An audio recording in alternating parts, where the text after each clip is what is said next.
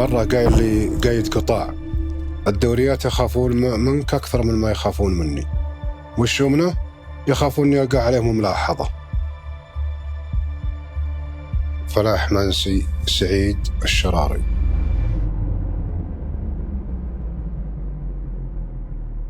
قصاص آليثر يوم يطلع على آليثر يوضح للمحقق بعض القضايا اللي تجهل المحقق. يعني هالحين اللي مثل عليها مثل هالحين الدخول يدخلون الأراضي السعودية ومعهم مخدرات. أميزهم مشاة رجله ثقيل، بعدين رجله ما تنبسط تنحرف. بعضهم يرتدي إحدى حرمة، لكن مشية الحرمة ما هي مثل مشية الرجال، تختلف. خطوتها مثل خطوة النعجة عن البعير. أكثر أغلبية المهربين يستخدمون السفنج والجواعد والليات، ينفخ الجرة حتى يضيع الإثر. لكن والله أن الإنسان إذا شاف إنسان تايه مو على طريق صح ونصحه وأعطاء الأمانة لي عنده والنصيحة لي عنده، والله أنه هو الكسبان. ما يكره قصاص الإثر أو الرجل الحاسم بالحق غير اللي عنده لف ودي وراء. والله أنا أحزن عليهم بوضعهم، لكن أنا في حاجة اللي ما حزن عليها: قضايا المخدرات مهما كان. 7-2-3 حول المذكور حدثت في جريمة قتل. الدوريات القريبة وغيرها تروح لو تقف حول. قضية قتل سوق الخضار بسكاكة، الإثار بساحة، الرجال شال له غرضان للحاوية وانت بكرامة يطش يوم أذن المغرب. جوه اثنين عمرهم 19 23 جوه ضربوه طاح الرجال.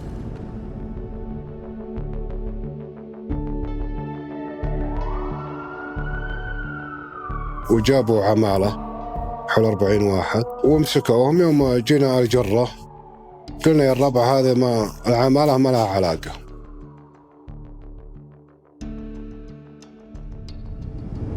علي ترى أنا مصوره معي، صورته وقلت أي واحد تشتبهون بصوروه وارسلوه لي، ما أبغى وجه ما أعرفه ولا يعرفني ولا أنا المشكلة على رجله بس.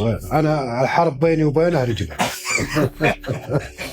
رجال بحث اشتغلوا وبحثوا وارسلوا لي صور، طبقناها على ترى الموجودة اللي عندي، محل الموقع محل الحادث.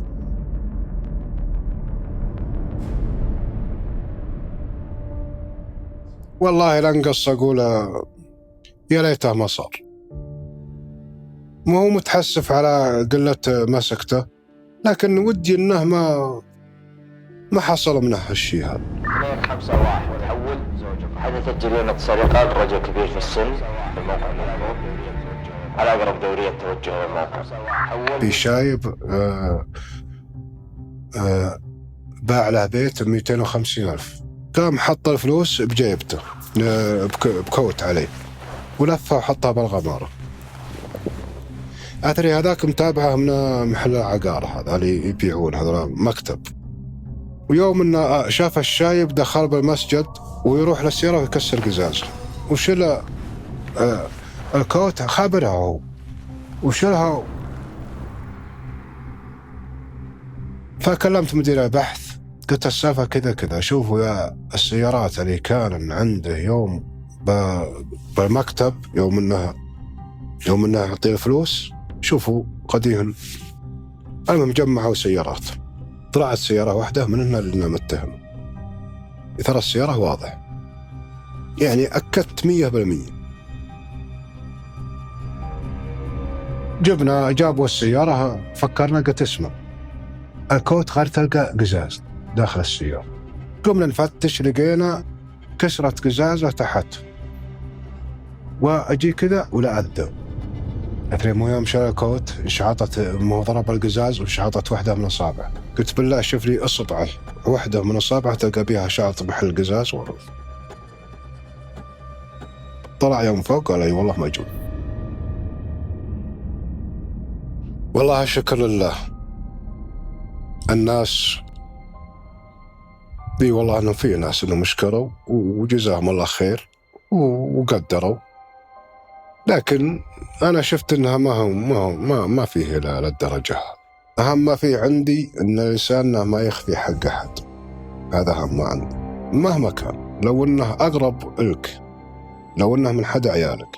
ومسكت ناس كانوا اقرب ما لهم من زملائي انحرفوا، ولا تعرفهم ولهم مني ولا لي منهم، ولا مصر على اني ما اقبلهم ولا يتقبلوني، ولا اقبلهم انا الاشكال هذه ما اقبلها.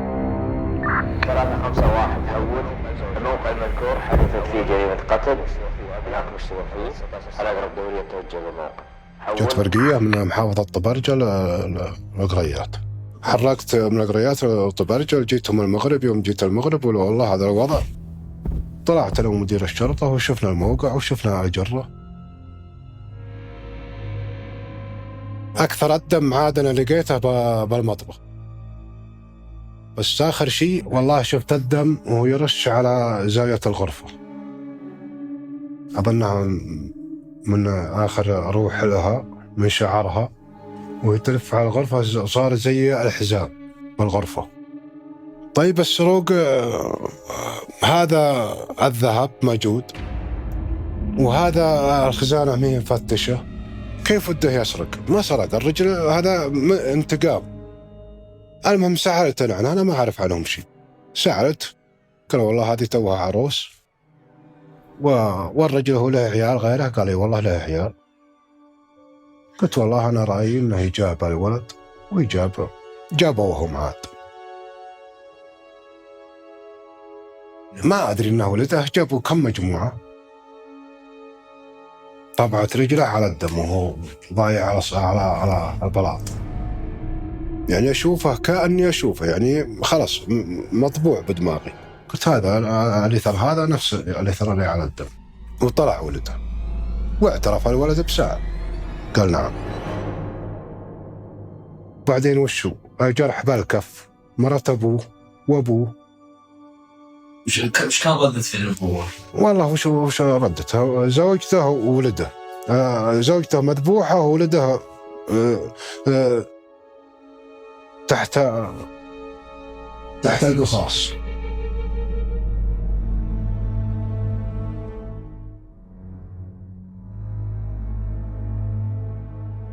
أنا عاد لا جريمة القتل، شفت القتل والسوالف هذه والله ما تقاعس عنها مهما كان.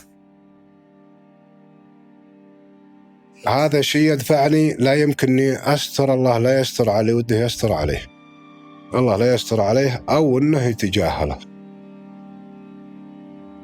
أنا ما أندم ولا لي رايح أنا أندم بحاجة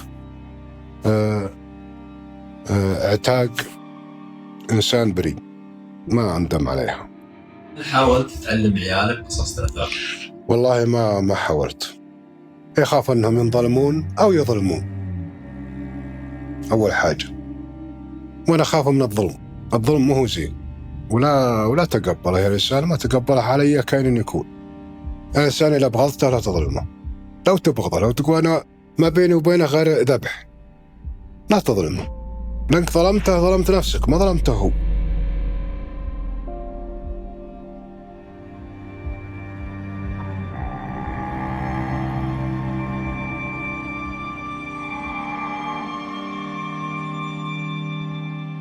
يعني أبونا مثلا لو يطبع أثر هنا وبعد 3 أيام يصير أثر مثلا في مكان ثاني في الطريق، تدري من هنا؟ والله يمكنهم لأني ماني معطيه انتباه.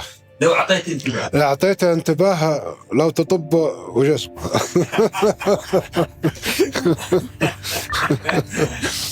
أنا اللي سوى اللقاء. نعم. إن شاء الله أنك ما تمشي خلاص.